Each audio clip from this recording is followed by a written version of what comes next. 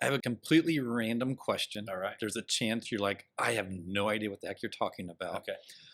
But with you being like on top of it, I mean, like technologically, you seem to be like, and you might have your niche, like I'm good at this, but everything else outside of it, I suck at. So if you're like, I don't know, just, do you know what NFTs are? Oh yeah. So have you thought about like NFTs in the wine world? It's so funny you say that. We've really had this great opportunity with the Psalm TV, piece and the show we have called Sparklers. Right. I was And going to get there. Yeah, we'll get there eventually, but I'll fast forward. Jason Wise, is an amazing person. We've had a great experience run over the last year, and it's still running right now on Psalm TV. Super fun. But there's a guy that's one of the participants in it. His name is Matt Kaner. Great guy out of Los Angeles, and he's done a couple of restaurants. And he called me and said, "You ready to do NFTs?" And I said, "What's an NFT?" And he started laughing, and he goes, "Oh man, we got to do some education." So they're looking at it. Right. I'm starting to, understand it. Here's what I would tell you. Kind of like cryptocurrency, Bitcoin. Right. I've had my financial guys sit down directly across from me like you are and explain it to me for an hour. And at the end of it, I'm like, I don't get it. So I'm a little like that right now with NFTs. That's fair. That's fair. Non-fungible token.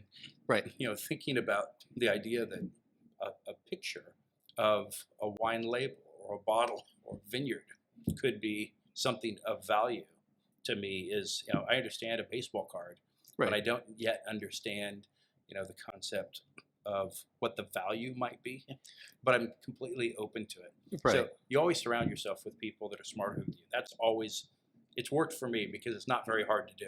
So, but you need to give yourself a little bit more credit. Go on. I don't understand NFTs. Well, no, it's difficult. Yeah. And kind of the reason I brought it up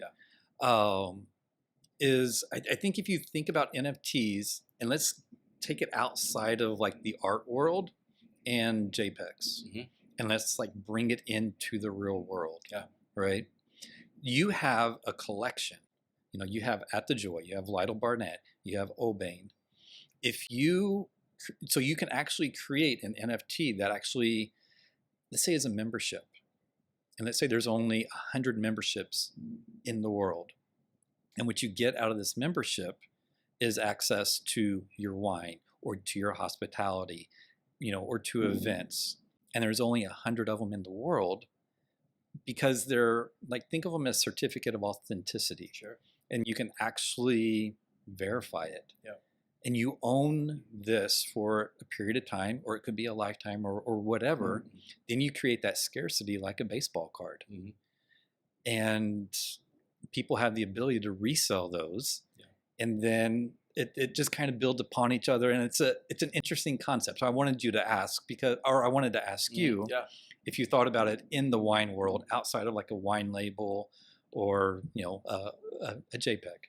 I would say we're not against it. We're definitely thinking about it. And thank God I've got kids that are of the age that understand it even better than I do. But, absolutely, I would agree. We have assets. We have assets that if there's a way to have an NFT opportunity, we'll go ahead and take a strong look at that. Right. I might be calling you about that. Sounds like you know a little bit more about NFTs than I do.